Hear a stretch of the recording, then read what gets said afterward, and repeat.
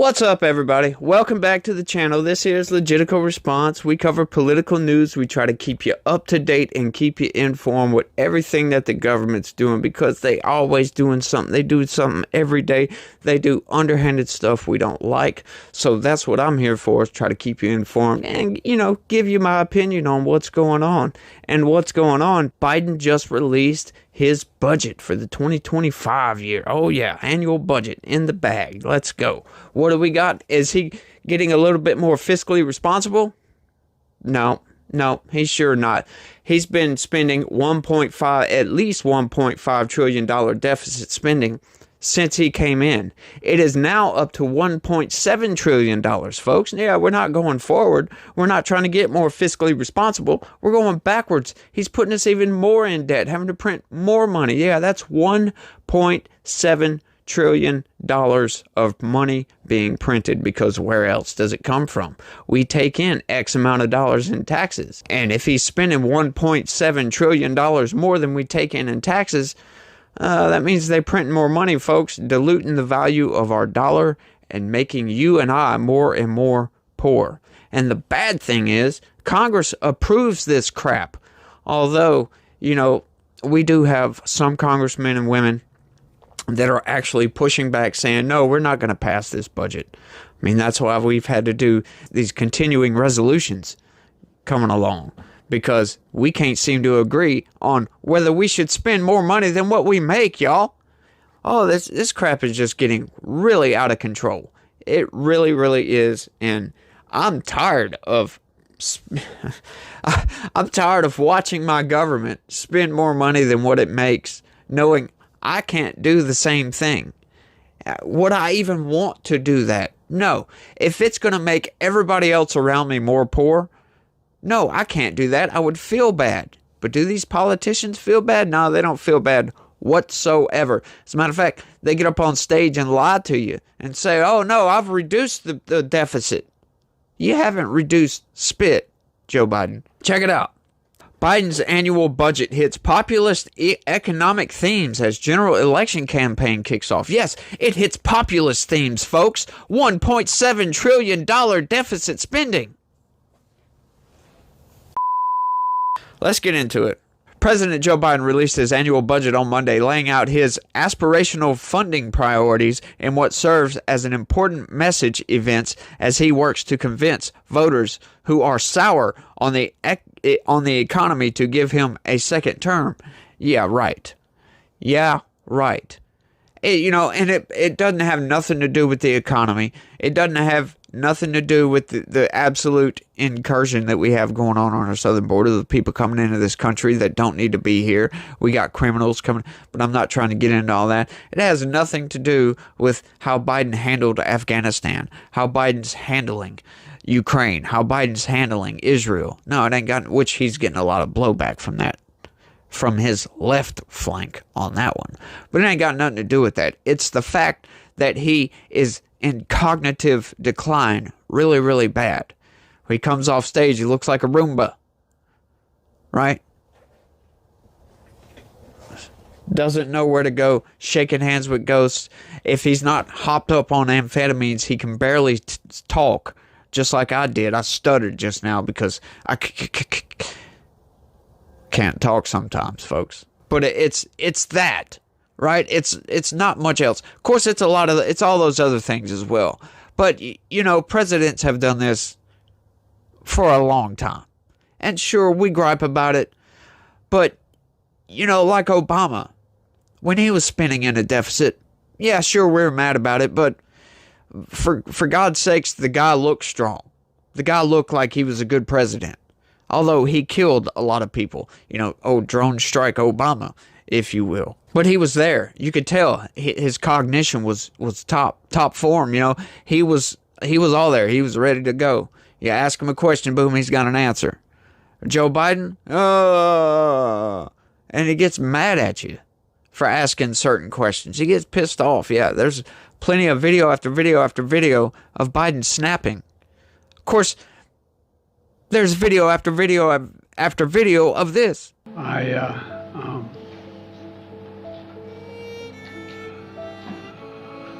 Anyway, and I don't want to, well, maybe choose my words. I was just thinking, anyway. But I just, look, I mean,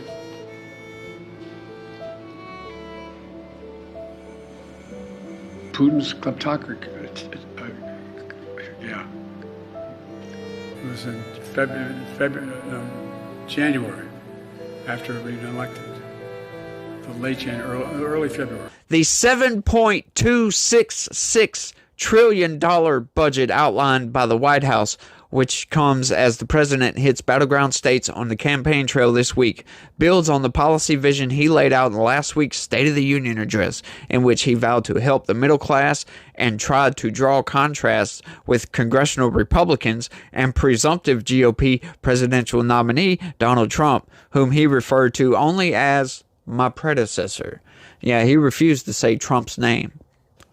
And he loves to say, oh, he's helping the middle class. He's helping the middle class, folks. But no, is he really helping the middle class? No, he's not. He's not helping the middle class at all. This incursion that we have going on our southern border, or screw it, I'm going to just continue to say invasion, because invasion sounds better, because that's what it is. It's not an armed invasion. No, it's a soft invasion, if you will. People coming across the border, and the government's putting some of these people up in hotel rooms, giving them debit cards with thousands of dollars on it, while telling everybody else, hey, screw off. You don't pay your taxes. We just hired another 87,000 IRS agents. They're going to come see you. And I don't know anybody who loves it when an IRS agent shows up to your house. I've never had an IRS agent show up to my house, by the way. The administration's proposal comes as a prolonged spat over funding the government plays out on Capitol Hill. The government has been operating on a stopgap measure for months, and lawmakers have passed a series of short funding bills that have kept the U.S. government on the brink of shutting down for weeks as congressional Republicans fight among themselves about federal spending. Yeah, because we actually have some Republicans, who are conservatives, who say, hey, look, we cannot continue to spend at $1.5 trillion deficit spending. This is ridiculous. We need some cuts, and I cannot vote for this BS. Right? They're just continuing Nancy Pelosi levels of spending, which was COVID levels of spending, which is insane. Sure, did they have to do that? No, they probably didn't. But was it a good idea? Maybe so. We can debate that one, right? Was it good to spend more money than what we make during a pandemic? You could say, yes, that helped a lot of people out. You know, those checks we got from Trump and from Biden helped a lot of people out, helped pay rent, helped do this, helped do whatever. You know, some people blew that on BS. You know, do what you want. You don't want to pay your rent and get kicked out? Oh, wait, that's right. They weren't allowing people to get evicted during COVID. It's a bunch of BS, if you ask me. White House officials targeted Trump and congressional Republicans in laying out Biden's latest budget proposal, while emphasizing Biden has made lowering costs for hardworking families is top economic priority. Yeah. And let me ask anybody out there that's listening and may pay attention. How the hell has Biden lowered costs for anybody from anything on everyday stuff? He hasn't. As a matter of fact, he has helped to raise those prices. For one, not drilling for enough oil and causing gas to remain high, much higher than it was when Trump was in office. And for two, the $1.7 trillion deficit spending, which causes us to print more money, diluting the value of the dollar, making everything more expensive. And now companies, trying not to raise the price of stuff, have made their products smaller. Called shrinkflation, folks. And then Joe Biden's like, come on, man, stop doing that. What do you want them to do? It's either that or they raise the price of stuff. Which one is it? That's why the budget includes proposals to bring down the cost of everyday necessities and lower health care costs, drug prices, and expands access to prescription drugs. Director of the Office of Management and Budget, Shalonda Young, said during a call with reporters Monday, highlighting details of the president's latest budget proposals. Now, I will be honest. I would love to know, when is this so-called lowering of prescription drugs gonna happen? Because I do believe Biden has been talking about this his entire career. Has it happened yet? No. I haven't noticed it because I don't buy prescription drugs at all. There is millions of Americans. As a matter of fact, I would want to say the majority of Americans do not buy prescription drugs on a normal basis, right? You might get a prescription, then you run out of that prescription, and then that's it. Let me know down in the comments if you've seen lower prescription drug costs. Because I sure as hell haven't. Like I said, though, I don't buy them. My wife does, though. And anyway, how the hell does that help with everyday necessities? Biden's always talking about trying to help the middle class.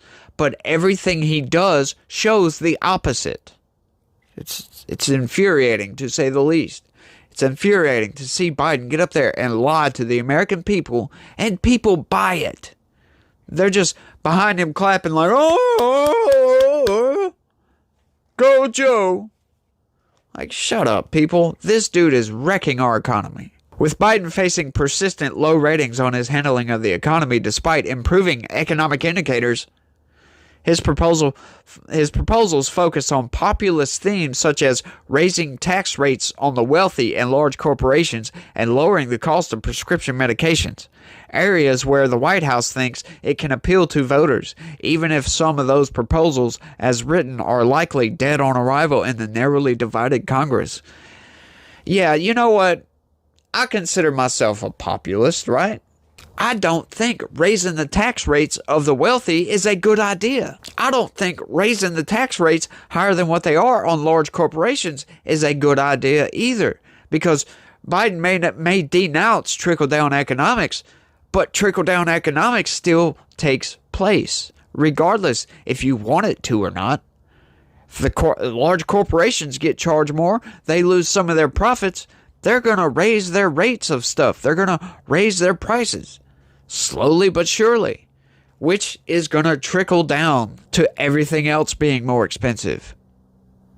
I don't see these people think that trickle-down economics, they can somehow fight against that. Like these corporations are gonna not raise their prices if they're getting taxed through their freaking teeth. I don't get that one. Seriously, y'all. The budget released Monday includes proposals for lower costs for families. What does that mean? Increase investments in American manufacturing, strengthen Social Security and Medicare, and reduce the deficit, according to a White House official. There we go with the reducing the deficit crap. Hey, Joe, you know one way you could reduce the deficit is stop spending $1.7 trillion more money than what you take in. Jesus. Specifically, the budget will include provisions to raise taxes on large corporations, crack down on corporate profit shifting, and propose a 25% tax on billionaires, the official added. Wow, that's insane. If I was getting taxed 25%, I would leave the freaking country. I would take my business elsewhere, somewhere where they're not taxing us nearly that much through the freaking roof. That's stupid. Personally, I think we should have a percentage rate on what you get taxed. Your personal income tax should be the same for everybody all the way across the board. That's the only way it's fair. That's why I hate when these people say, oh, they need to pay their fair share. What define fair share? Because like I said in a video the other day, the top 1% pay 42% of the taxes. The top 20% pay 80% of the taxes. So, what's fair? Let me know down in the comments what you think fair is, because to me, that sounds unfair. Like they shouldn't be getting taxed as much as they are. I could see raising corporations' tax rates, whatever. But you don't claim a deficit. You don't claim you're bringing down the deficit by raising taxes, folks. That is a lie. That is an outright lie. Sure, The deficit may come down because you're taking in more money, but you're still spending more money than what you're making. If you can't bring your deficit to zero, then what the hell are you doing with your checkbook? That's ridiculous, y'all. The budget also includes proposals for national paid leave and advancements in cancer research. What the hell do those two have to do with each other? And do you see what I mean by communistic BS? Paid leave all the way across the board? No, I don't want your paid leave. I don't want you forcing my company that I work for to do anything. As a matter of fact, I want you to deregulate some of the stuff that you force my company to do already. Make it easier for them to do their job. Making it easier for them to pay me. Making it easier for customers to purchase the jobs that we do.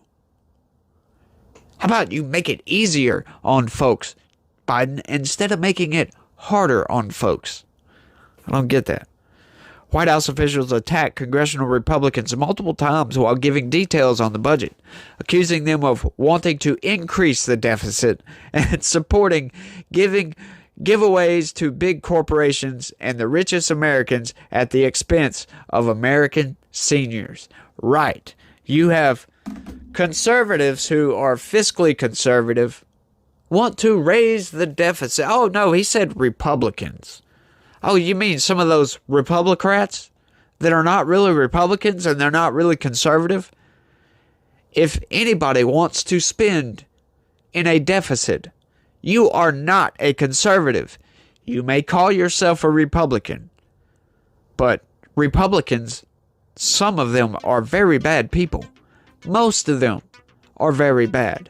Congressional Republicans, specifically. I would love to get face to face and excoriate the shit out of some of these congressional Republicans for voting for some of the stuff that they vote for. They vote for some insane BS that no Republican, no conservative should be voting for. Like the stopgap measure that was just passed, that the entirety of the Freedom Caucus voted against. But that's all to that story. But I want you guys to let me know what y'all think about all this down in the comments section, because it blows my mind how Joe Biden can sit here and yell and rant and rave about wanting to help middle America, and yet he's got a $7.266 trillion budget. $1.7 trillion more than the government takes in. Oh, God. Y'all let me know what y'all think down in the comment section. That's all I got for this one, y'all. I want to thank everybody for watching. I do appreciate it. And y'all try to have a good day and not yell and scream at Joe Biden all the time. Peace.